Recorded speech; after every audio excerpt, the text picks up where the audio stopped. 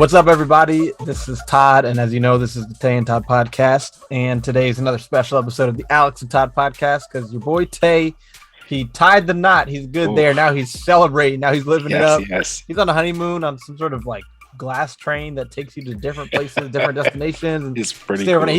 It's pretty dope, right? So he's off doing that. We're not bothering him. Like, we've talked to him some, but obviously we're not bothering him, especially after that game that happened on Sunday. That's not a game to interrupt your honeymoon over. Let him have so his my time. my guy Alex is filling in. Did a great job last time. What's going on, man? Ain't not much, man. Just getting through the week. The melodramatic Monday is already passed. All the feelings are decided. So I'm moving my mind forward till Sunday, and let's see how it rolls, man. See how it rolls. I agree. And I realized last time after we recorded that I didn't tell you to plug your like Twitter and stuff. So go ahead and do it now so that I don't forget. Well, if you want to follow me, you can hit me at Hugo Polo. That's HUG0_POL0 Hugo Polo. That's it right there. Yeah, I remember when it was earlier on when we were on Twitter, like earlier on when we started, and then I remember you saying, "Man, if you I got some stuff to get off my chest," and I was like, "Okay," I hit you up. I was like, "Hey, yeah, definitely," and then that's how we ended up connecting. Look at where we are now, man. Imagine. Right, look at how far we've come. It's crazy. Twitter is like a beautiful and terrible thing. But the beautiful sides are more beautiful than the terrible sides. It balances it out. Absolute facts, man. Absolute facts. So I think we're able to like smile and speak lightly because it's Wednesday and the game was on Sunday. So like you said, we had our time. So we're gonna do a bit of a review and preview all at once because for me there's a lot going on right now, and so it's easier for me to kind of just get as much done in this. I put out the quarterback film breakdown. I'm gonna try to do a defensive breakdown. Those are easier, Alex, because I can do those at 2 a.m. By myself. But when I have to coordinate with somebody else, like last night when I'm getting you off really late, it doesn't work so well. So I'm gonna try to do that, but we're gonna try to do a recap somewhat of the game on Sunday. That was very forgettable but memorable, and then look ahead to Atlanta. More in a what's at stake sort of view and angle, less analytical. We know they're not a great team, so more of what the game means. We hope. So as always, right, before we get into it, check out our sponsors, Hot Chikn Kitchn in Woodbridge, Virginia. Get the best Nashville-style chicken sandwich you get. Also, that place has the best customer service that you will have. My birthday was, man, I'm telling you, my birthday was the 14th, and my wife couldn't find anywhere that would accommodate. I have a lot of friends that would accommodate such a large group. We did something beforehand nearby, and so she hit them up, the owners, since like we know them, and they were like, "Yeah, definitely." Wow. They were like, "What do you need us to do? We'll set up the cake. We'll set up the space." Then they were cutting the cake, and we were there like an hour after they closed. Wow. And they're like that every time. You don't have to be Tay and Todd. I promise you go there, they're gonna take good care of you. That's dope, man. It's like Chick-fil-A level, but better customer services. So it's pretty impressive. Get a good chicken sandwich from somewhere that will have good service, unlike Popeyes. You may get a good sandwich, but the service is going to be terrible. It doesn't matter where you are either. Every Popeyes will be terrible. And then Done Pro Financial and get your credit fixed. If you're trying to buy a house, if you're in the early stages of buying a house, go get your credit taken care of. Get it as much as you can, as high as you can, or any other large purchase. So let's talk some football, Alex. Let's talk about that 43-21, right? That was the score, right? 43-21 thrashing of the Washington football team. And, I want to hear your thoughts first in general before I kind of share mine. So just tell me what was going on in your head as you were watching the game. So coming into the season, we all had the notion that the defense, again, was going to be our strength. And through the first 2 weeks, we were kind of waiting on that. All right, it's early. They're going to settle it. Right. So we come out here and, as me and you discussed, the Buffalo Bills were like, all right, as long as we look competitive, you know what I'm saying? Just make it look good. Yeah, I didn't have them winning, but I wanted it to be like, all right, we're turning the corner, turning the page a little bit. None of that surfaced at all on Sunday, man. Disappointment. I mean, it's still so early. I'm not going to hit the alarm bell, but man, when you're talking about the first, what was it, 3rd and 15? Was it 3rd and 19? 3rd and 15. 3rd and 15. Dude, on the first drive. I was sitting there like, all right, man, this is kind of like this is like alley-oop here. You know what I'm saying? Like we gotta Yeah, stop him, right? right. And the crazy thing about that play is that they called a pretty similar play to what the Chargers called on 3rd and 16. I don't think it was the exact same play, but the concept was similar. Yes. And Washington ran the same defense. Man. And the same player who gave it up against the Chargers gave it up against the Bills. But go ahead. Just piggybacking off what you said, I knew it was going to be a long afternoon after I saw that, you know. Right. And that was the one where it was like, okay. All right. Yeah. So nothing's changed. Man, honestly, man, like, you know, just waiting for something good to happen. To see the defense flash in any aspect somewhere along the line. It looked good. 94, Deron Payne, he was getting up in the middle of the park. You know, I was just like, man, he's getting constant pressure. I'm like, all right, man, this is like he had 11 pressures. Yeah. He was getting pressure, I think 30%, 33% or so of his rushes. Just straight bully ball. I'm like, okay, well, he's gearing up. I was like, someone else is going to flash sooner or later. I thought it was going to bode well for us. And that tree bore no fruit. It was empty for us, man. The tree is dead. That tree is a house right now, or some paper or something. Yeah. So, okay. So, like you said, I never expected them to win this game. Yeah. I honestly expected them to lose by multiple scores, but it was a measuring stick. It was you know, how do they compare against a team with the quarterback like Josh Allen and with an offense like the Bills and with the defense like the Bills? And the thing is, I think what makes it more frustrating, if the Bills had come out firing on all cylinders week 1 and 2, offensively, it'd be different, but they were struggling. And so it was like, okay, let's not be the team they get right against. Right. Now, of course, we were absolutely the get right team, as we always are. True to that. And so, right, exactly. But like, I don't know. I just wasn't surprised, and I wasn't as disappointed as you would expect me to be in a 43-21 loss, with the 21 being a garbage time. It was really 43 to like 14, because I expected it, and I hate that I expected it. Right. But that's kind of where I am. Also, I mean, all the schedule they have this year, I knew they were going to get blown out at least once. Well, at least once. Right. Even if the defense was good, I think they're getting blown out. That's not to say that like it's okay. But I think the frustrating part is really just that they looked so outmatched. They looked so far away from a team that last year was, you know, a Super Bowl contender. Yep. And it kind of makes me think, Alex, like, was winning the division last year the best thing for this team? And now maybe we shouldn't have that conversation because it's only week 3. We should. Because, you know, you kind of get these delusions of grandeur. Yeah, you won the division, but you have to look at, you know, how it happened and all that sort of thing. And it kind of sometimes too much progress too early. Like, this is not just football with anything. Sometimes too much progress too early slows you down from making progress at the proper rate at which you should be making it. Now, I've said personally that I think that, you know, they should have had their bad year last year. That's what Ron Rivera was expecting.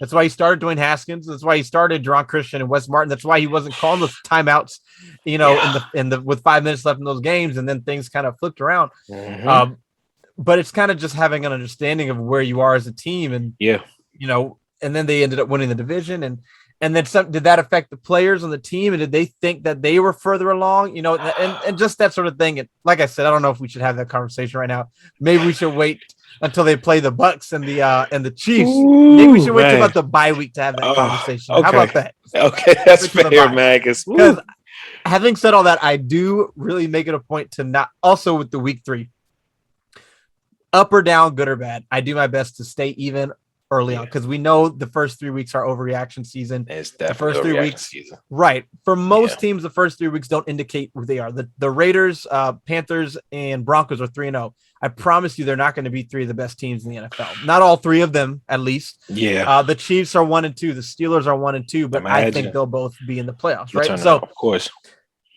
So I try to stay balanced. I remember back in 2014, I think, RG3, week 2 Jaguars, Jay Gruden's first year, and they blew them out.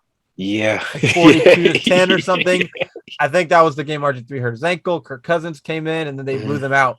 And we know how 2014 did. So if they had blown a team out, we'd feel great, but you still have to stay even. They got blown out. We still have to stay even, but absolutely. The defense, though, you talked about Deron Payne winning so much and he won so much, but it was like he was winning by himself and no one else was there to help him win. And that's indicative of what's wrong with the defense. Yeah, there's no team like unity or cohesion at all happening on the defense. Yeah, and then on top of that, nobody's making plays at all. They've got 2 turnovers in 3 games. The 2 came against the Chargers in week 1. One of them was barely a turnover. And they have none last week against the Giants, none this week against the Bills. Yeah, so but okay, so I'm with you, man. I mean, I don't really know what else to say. That was honestly one to me. I wasn't too shook up, and I'm just ready to move on to week 4. I'm with you. So do you want to just move on to week 4? Or do you want to talk when we can touch let's talk about Taylor Heinicke. Yeah. Let's talk about Taylor for sure. We talked about if he has a bad game. He had he had his worst game with Washington. He wasn't horrible. Now he did throw 2 ugly picks. Yes. And he did miss some downfield opportunities that were there, but he wasn't, horrible. At all. And if he's a rookie, we would have said he had a rookie game. So where do you stand? I was going to touch on that. You mentioned last week that we're going to view him in the scope as a rookie, and I said that was absolutely fair. And if you're looking at the silver lining of what Taylor Heinicke did this past Sunday, when he did throw those interceptions, what was his response? He never really looked flustered at any point in time throughout the game, but after he threw the interception, he also, what was it? Was it one play? No, it wasn't one play. He just drove down the field. The screen pass to Antonio Gibson. It was 73 yards. Right. Yeah, and credit to Antonio Gibson. Like, you got to get that guy the ball more. And also just the toss up to Logan Thomas. That was the 4th quarter. 4th quarter. That was the last touchdown. Okay, so that was the last touchdown, and then his scramble run. Okay, but yeah, Taylor's response though after turnovers just shows that he's just engaged in the game, man. You have to take the good with the bad, and honestly, man, I'll live with that. He may not be the answer down the line, but he also has a few more games to state his case. So, at least in his case, he's the least of our problems. Number 4 is the least of our problems. I tend to agree, and you kind of look at it and look at the first 2 drives. The first drive, they got it was 2nd or 3rd down. Mm-hmm. I think it was 3rd down. It was 3rd down, and they got the 16-yard gain to Terry McLaurin. And they got called for just a ridiculous OPI. Yeah, that was trash.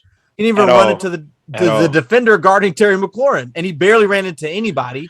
And then I don't know if it was the 2nd or 3rd drive, but the throw he made to Logan Thomas, which was impressive. There was pressure right in his face. He made the throw. Logan Thomas made a great play. You got up to the 45. I love Effort, man. Yeah. Right. And then so you've got the interceptions were obviously ugly. Now, I mean, at the same time, quarterbacks are going to throw interceptions. I'm not dismissing them, but they're part of the game. But then also the defense is not giving this offense any extra possessions to work with. Not giving them any extra chances. And so it's like Taylor Heinicke to me on a team with a really good offense that's in sync. Again, he's not a great quarterback, probably. He's not a world beater, but he's gonna execute, and you're gonna score some points. Absolutely. But it was the same with the Chargers game, the penalties and the turnovers, and then with this game, the penalties, the turnovers, and then so the second interception. The funny thing is, the first he stayed in the pocket too long sometimes. Yeah, he did. Which is not a problem you typically hear. Mm-hmm. The first interception he did. He also had Gibson kind of screaming down the sideline, but and then the second one was just, I don't know what he was thinking there. Yeah, he was just trying to make something happen. All bad. All bad. That was terrible. Right. Yeah. And then he had the illegal forward pass, which was a good play, but you just got to be aware of where presence of mind awareness, man. Yep. Right. Mm-hmm. But I definitely am curious to see how he bounces back, because regardless of long term, short term, he's playing right now. Yep. So I just want to see how he's going to play and what we can come to expect. The Falcons defense is not the Bills defense, nor is their offense the Bills offense. Now, whether or not that means anything for us, I don't know. We'll find out. I don't know, but I'm curious to see how he bounces back, and if this is a more normal version of Taylor Heinicke, what we saw, or if what we saw in the Giants game, what we saw in the Bills game, at the end of the Panthers game, is the more normal Taylor Heinicke. One thing I'll say, though, he's got to start taking advantage of these shots downfield. All the heat Scott Turner takes, and he still does well. I know it's tough because I really just there's certain situations where it looks bad. You're like, why did you call that play? And I'm watching it. It's a little spot route on third down. Why did you call that play? And then you go back and watch it, and you see Adam Humphries. He didn't sit in the zone right. He ran to the linebacker in zone, and then he kind of stopped. And Heinicke threw it where he thought Humphries was going to be. And look at Stephon Diggs and Josh Allen or Devontae Adams and Aaron Rodgers or Tyreek Hill and Patrick Mahomes, and they're so in sync where he's going to sit in the right spot. The ball's going to be there. They're going to go. Too many moving parts right now. Yeah. But Scott Turner is getting guys open down the field. He is. He's drawing it up nicely. I know when you see the film and you watch it over again, you're like, okay, well, schematically. There's actually when I was watching it last night, Alex, there's like 6 plays and there's like 4 or 5 plays in the first 6 or 7 of the game where it was like, oh man, you just missed it, right? It was there. It was there. Yeah. And I'm kind of hoping they hone in on that, man, because even Kurt, again, we talked about Kurt last week. Kurt Warner was even saying, like, dude, like, there's an empty yard just sitting up there, missing him. And exactly. I'm hoping at some point he'll pick up on it, but we'll keep our fingers crossed until that time. Yeah. I kind of wonder if it's at the end of the games or in the 2-minute situations where he really thrives when the pressure's on, right? Yeah. But when there's no pressure, I don't know. It's interesting, but I'm excited to watch him play again, right? And I also feel bad for De'Ami Brown because I tell you what, that man should have.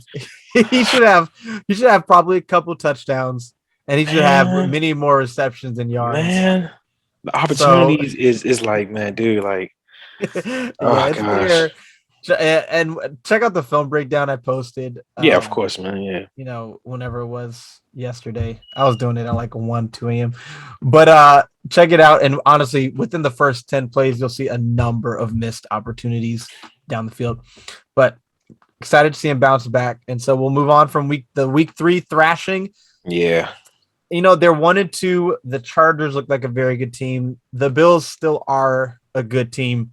And so you feel bad, but it's like, they're not losing to the Texans and the Jets. They're not losing to losses are losses. But they're losing. The Chiefs are 1-2, and they've lost to the Chargers and the Ravens, 2 good teams. Very good teams. We're not the Chiefs, but at the same time, you want to be able to beat those good teams. Definitely. Week 4.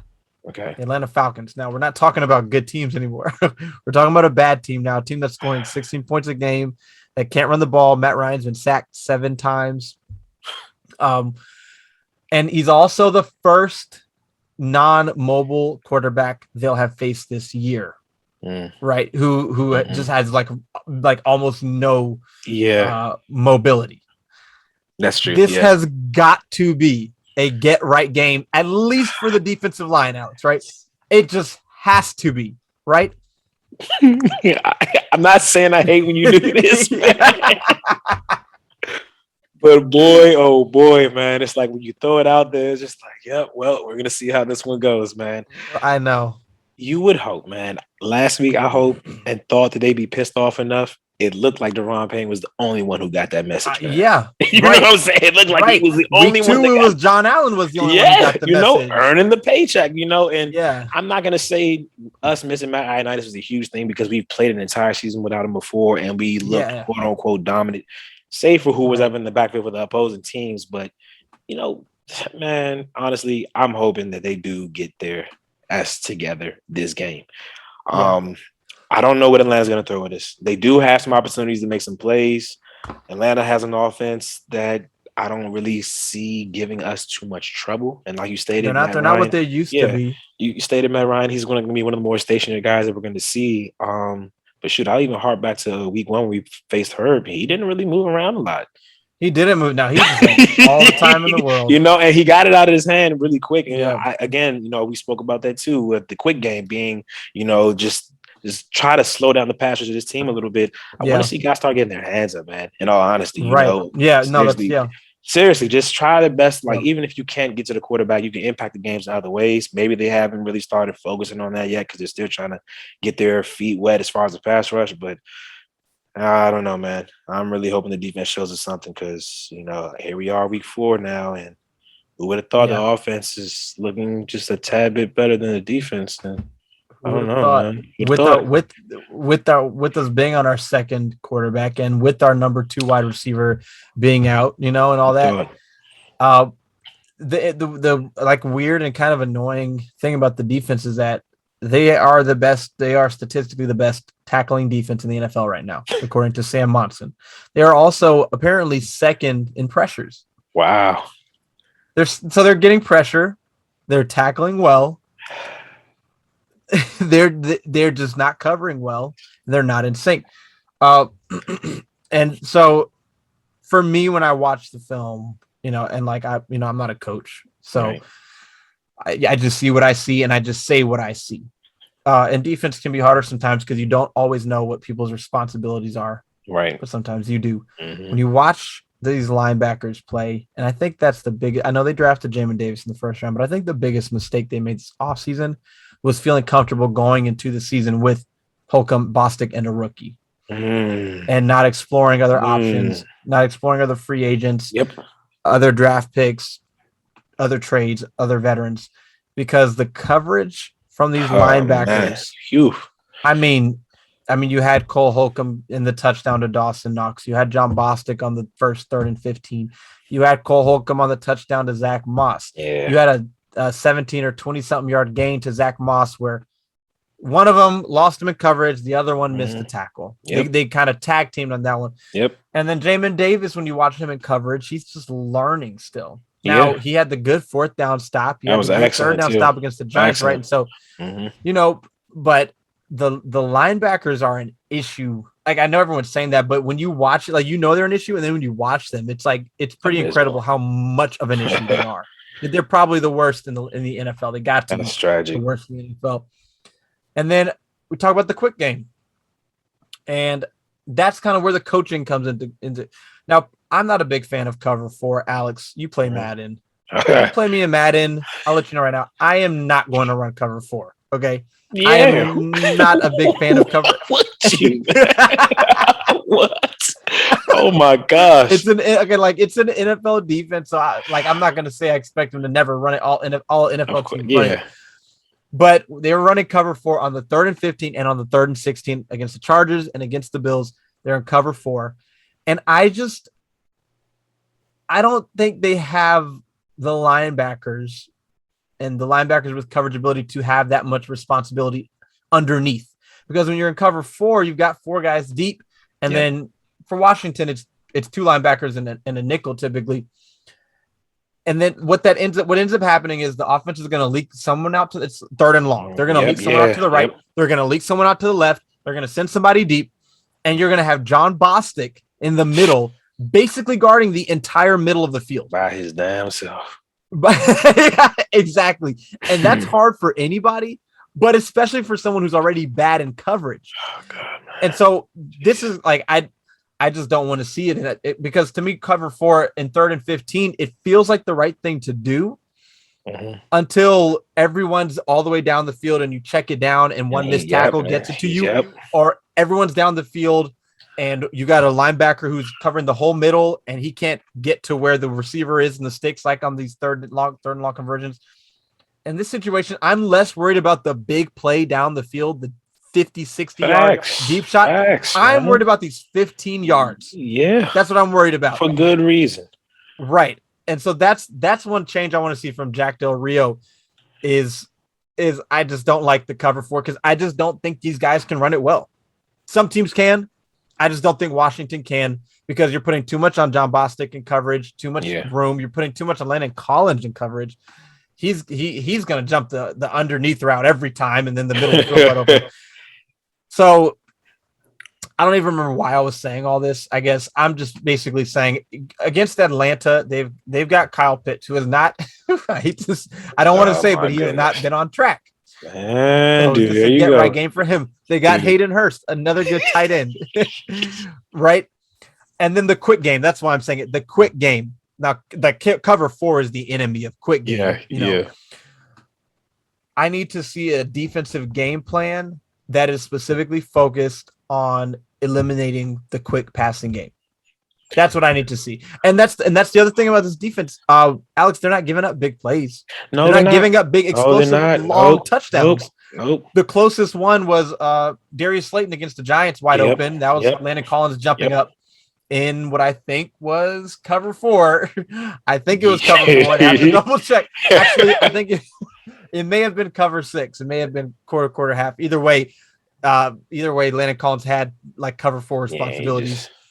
So, right. But I need to see an emphasis on stopping the quick game, because they're not giving up anything big downfield, but they're giving up enough underneath that they don't have to give up anything downfield. These offenses are moving, no problem.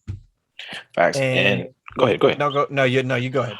I was going to just say, just touching on what you were saying. If you remember from the Chargers game, Keenan Allen mentioned, he's like, man, if they run man, we're gonna kill that. You know what I'm saying? We're gonna kill that. And when he said it, I was just like, damn, is it that sweet? You know, like that was what's going through my head. And then as you're sitting up here mentioning, you know, like guys in their assignments, and I'm like, is the coaching staff trying to protect the linebackers? Is that what's hindering us dialing it up? You know, I'm seriously, man. Right. As you were just painting the image of like, oh, just dropping back, and I'm just thinking about 53 in the middle of the field, covering on the island by himself. That's why you just saw me a bit shaking my head. On an island. I'm like, Jesus Christ, man. Like, it's the recipe of disaster. You know what I'm saying? Like, it is. I completely agree. Flashbacks of Mason Foster and John Bostic. It's not good at all, man. I don't know, but in reference to what you mentioned about Kyle Pitts, I do hope that they find a way to get Jamin Davis more involved on our base packages as well. The nickel packages. His snap count is increasing. Yes, it is increasing. But given his success and what he was able to do when he faced Kyle Pitts against Florida, and he put on great tape in that game as well, I think they really need to take some time to go dive into that. You know, like if you're going to drop Cam in the box and let him play the slot, because you know he does it exceptionally well, but I don't want to give that up if he's playing free safety or strong safety. Let's let Jamin start getting this burn, because he's made 2 really pivotal stops for us in consecutive weeks against New York and over here against the Bills. The Bills, man. I forgot to. Yeah, I want to see the uptick, and we all talked about it already. We're glad to see the gradual progression, but I think, you know, the same way they're letting Cosme do the whole baptism by fire. Yeah, I think it needs to be the same for Jamin, because he's going to do is get better. You know, he's the kind of person that once he gets his hand in the dirt, the ball just starts rolling. From him. It's gonna click. You know, it's gonna click. It's gonna be a game. And you made a great point on Cosme. He had a rough first game against Joey Bosa in pass pro, right? Yep. And he's still learning pass pro. But he's the highest rated rookie tackle by PFF right now, and he's the highest run block win rate of any tackle in the NFL right now. And so we know John Bostic can't do these things he's being asked to do at all.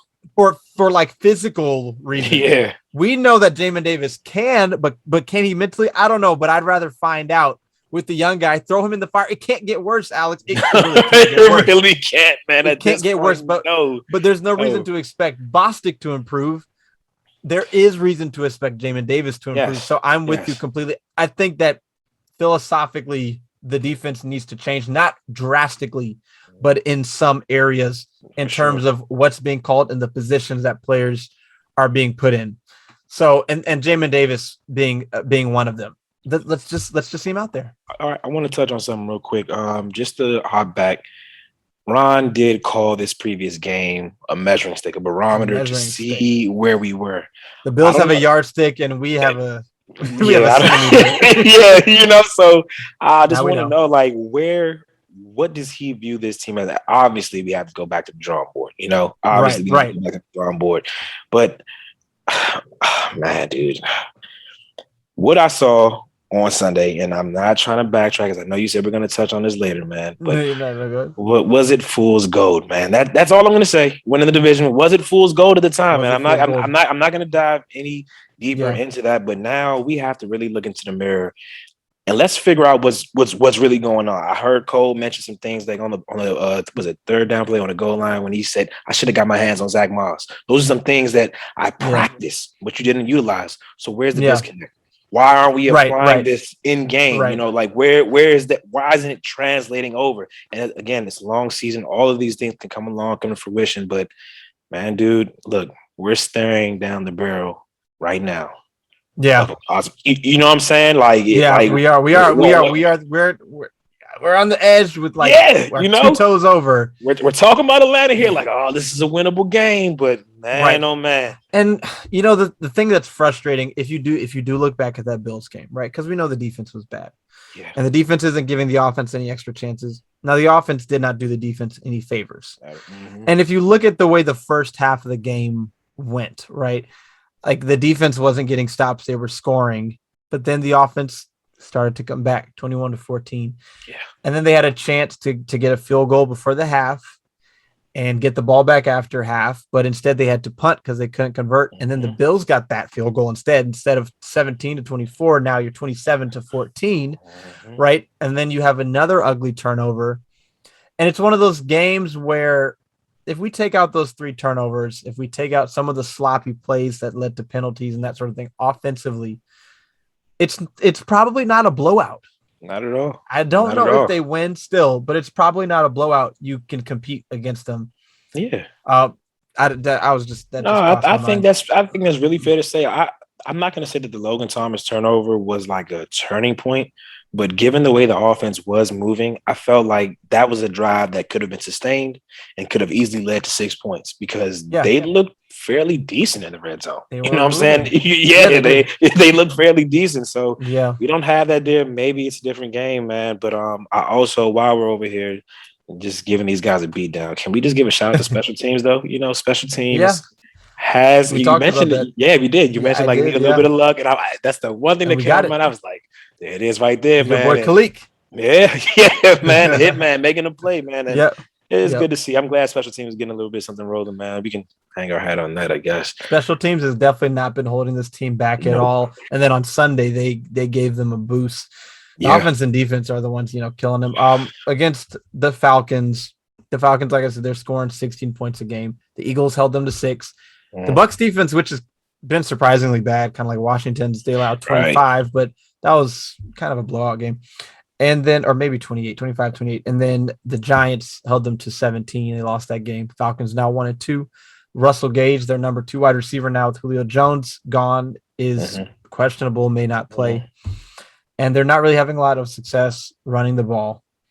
And so this is the perfect game to be playing after getting beat by the Bills. This is the perfect game for Washington this is the perfect opponent because after the Falcons, you got the Saints, and the Saints still trying to figure out. I think the Saints go as Jameis Winston goes. For sure. After the Saints, who are 2-1, you go Chiefs, Packers, Broncos, who are 3-0, and then the Buccaneers, and then the Panthers, who are 3-0. And then you go Seahawks, who just are the Seahawks and have Russell Wilson, and then the Raiders, who are 3-0, and then the Cowboys, who look pretty unstoppable on offense. So, I saw Washington has the second hardest remaining strength of schedule as it currently stands. You remember when we did our predictions, how we thought, what the season was going to be looking like? Oh, the Panthers, Denver, those are the teams like, those are the teams that are all undefeated. Boy, oh boy, parity in the league is real, man. It is so real, man. That is definitely a doozy of a schedule coming around, and if this team wants to find themselves, they wanted this test. If you want to be the cream of the crop, you're gonna have to battle with the cream of the crop, man. Yeah, but we're getting it. This is gonna be an unrelenting season, and I think I mentioned it to you. I don't know what we're going to be looking like towards the end of this season, but this is literally an audition for whatever ex-quarterback may be coming in here. You know what I'm saying? Yeah. If we're going free agent, if you want to say you have a quote-unquote chance at Aaron Rodgers or whomever, dude, like you got to really put something on tape to make it worthwhile coming over here. Right. Make people want to come here. Yeah. I agree. And you look at the schedule, and if they're unable to turn things around, or what's always the upside of losing, it's obviously the draft pick. Now, I was on board with that last year. I'm not so on board for, first year of a rebuild. Mm-hmm. I'm not as on board with it this year because I want a franchise. We need a franchise quarterback. Yeah, we definitely do. Yeah. But this year, I would prefer they show some level of improvement and success and then make a move to get one. If you finish, 5-12, 6-11 this year, then maybe you're in better position, right? Like 5-11 last year, I think would have got you the 6th pick or 5th or 6th pick. It would have had you in really good position. Yeah. Maybe the 7th pick, something like that. But but you say if that happens this year, and then sure, you're in position to get a quarterback, maybe my guy Matt Corral or something like that. But then the pressure, right? I mean, then the pressure is really on next year for Ron Rivera to have success. Like the pressure is really on that, and the pressure will be on with him having a rookie quarterback, which you don't want pressure and a rookie quarterback. For sure. I think this also follows the model of success that Ron alluded to earlier. This is why he drafted the way he did this draft. You know, we could have went and got ourselves a Justin Fields. We could have tried to move to get a Trey Lance. Heck, even Mac Jones, you know, who we all see still doing his thing. But this was about reinforcing this roster to make sure there was depth all through. And we definitely do have. We definitely do. I think this is probably the deepest this franchise has been. And I don't want to say as far as talent, but as far as capable players coming in to fill in that we've seen in some time. So the good thing is now they said they're going to have calculated aggression.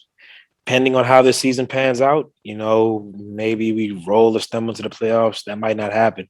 But if we don't, you're able to put your chips in the middle of the table and say, you know what? We might be a guy away because they've already shown they were going to be aggressive trying to go get Matthew Stafford. Right. You know what I'm saying? They've already shown that they're willing to part with what's necessary to go and get their guys. So right now, again, this season, let's really just see how it plays out. But I do know next season they're definitely going all in. If they have their guy, I don't know what that price is going to be. I don't know what it is, you know, but they're going to go get him for sure. Yeah.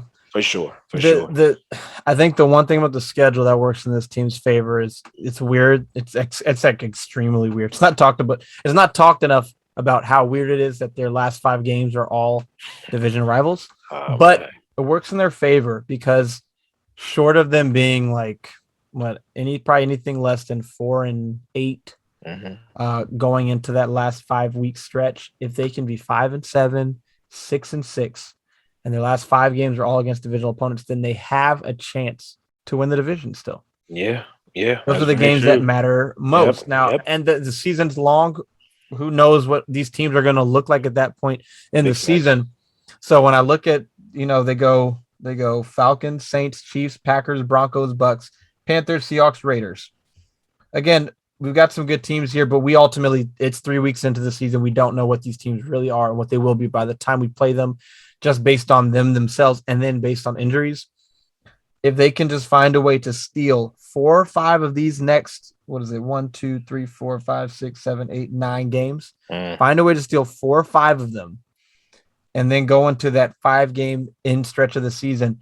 I mean, I don't see why 9-8 or 10-7 doesn't win this division again, right? For sure. Especially if you're beating these, if you're beating the Cowboys and stuff. So, and that sounds probably super optimistic right now, but that's the reality of it. So this Falcons game is pretty massive. Yeah. If you're 2-2, feels so much better than 1-3. Yeah, man. Oh my goodness. What it looks better. Everything. Yeah. The morale around the whole locker room is good, you know. Right. Dude, I really do hope that they find a way to pull it together. Again, I'm still not gonna hit the panic button if we do lose, but dude, like they're gonna have to just start reevaluating where they are in the season. Like if they that's so I was gonna ask you if they lose, what does it mean? But you just answered it. They have to start you got to start reevaluating the season immensely, and then you got to start rolling out the younger talent. I wouldn't mind seeing Derek Force get some snaps in. Atlanta did make one splash play in the backfield, but short on that, man. I'm not saying he has like a busted wheel or anything, man, but he doesn't have a shiny new rim either. I think we even mentioned it ourselves in the chat, man. You know, the defense's rise almost directly coincided when 26 was off the field. 2026 was off the field. You know, like seriously, like I'm not trying to like beat him while he's down or anything. And I know he's really coming back into form. It's amazing, you know, his comeback, man. But you know, we're only going what we see on Sundays, you know. Right. And, dude, I don't know, man. But I'm really hoping that they do find a way to reel it in against Atlanta, whatever that looks like. But I did want to touch on before we move on. We need to find a way to get 24 the ball more. Yeah. Like that needs to happen. You see it like with the play on Sunday. Yeah, man. In any fashion, man. Whatever they do, just find a way to feed him on the ground, through the air. Let's just make it happen, man. Feed the weapon, man. Feed him. Yeah, the way he reached, and then you see the speed to pull away that other guys don't have on the team. Yeah, they've got to run the ball against Atlanta. I want to go back to the 20 carries he had week 1. Mhm. Let's get back to that level. Yeah. The run blocking is much improved for Washington. Let's try to stay. Now, part of that obviously is not getting behind, which is more controlled by the defense. But yeah, you got to get Antonio Gibson the ball. Facts. And Terry McLaurin the ball. That's your priority.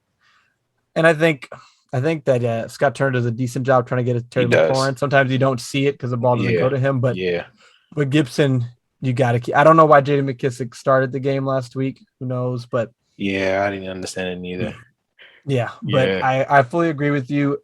If they did lose against the Falcons, they really run the risk of going 1-4, 1-5, 1-6, 1-7, 1-8. Something like they run the risk of the season just really going south. Yeah, if they lose that game and then don't find their footing. So this is a huge, is a huge game. It is. But we're saying this every week now. You know what I'm saying? Right. I know, exactly. You know, we're literally starting to say this every week. So we are. Someone's gonna have to get pissed off over there, man. I don't know who. Yep. I don't know where, but somebody dig deep, stub their toe. Dig deep. I agree. Man. Dig deep. Well, man. Dig deep. We'll end on that. Dig deep. Thanks for joining me again, man. It was a blast again. We'll definitely have to do this again. We'll see how much, just want to give Tay the time that he needs. Right. No responsibilities. I took the first year of my marriage off from responsibilities. Hey, man, that's how you're supposed to do it, man. Yeah. So definitely give him his time. But thanks for joining me again. Go follow Alex. He's a great follow on Twitter and he knows his stuff. And we'll be back again after. I guess we should do predictions actually. I'm with that. Yeah, you want to go first? For this game, Washington has shown the ability to score, so I'm gonna automatically give them a plus 20 tick. So I'll set this game. Let's say 24-27, Atlanta. I'm gonna still give Atlanta the win, man. Wow, I was not expecting that. The optimist here is getting his dose of reality, man. I'm telling y'all, if Alex is saying this stuff, it's about time to really worry. Yeah, like man. DEFCON 5. Yeah, 27-24, Atlanta. And that would be just so annoying if Atlanta scored 27. Jeez. I am gonna go the other route. I'm gonna say. I always try to think of how they would get to the score. 14, 17, 20. I'm going to say 27, 19 Washington. Falcons go for 2. Don't get it. Something along those lines. I like that. And Washington gets I like that. Their most convincing win of the season. Yeah. The world is about to end if I'm the optimist. Dude. I'm telling y'all the world is about to end. Man, oh my goodness. Well, Atlanta's run game isn't really that strong, and we have a fairly decent run defense, at least up to this week. Just don't let Cordero run this. I'm not so much worried about Mike Davis, man. Yeah, no, I'm with you. It's just the type of players like Cordero. Yeah, that give us Cordero. Yeah, Cordero gives us Cordero. Yeah, that give us problems. Yeah. Oh, man. Also, well, I just want to touch on this before we roll. Fabian Moreau. I don't know if he's playing, but we got somebody behind enemy lines there. You know what I'm saying? They do. He's pretty familiar with this offense. You know what I'm saying? Right. He's gonna be the one to get the game deciding. He better not. I don't know if he's playing. Let's just hope he's not, because if he is, it's just too much of a great storyline for him to make a play. So I hope he's not playing. He can play every other week in the season. Yeah, just not this one, man. Just not this one. All right. Check us out after the game, and maybe be on the lookout for a defensive film breakdown, something to look at and see what's wrong with the defense. This is Todd. It's Alex. Thank you for watching.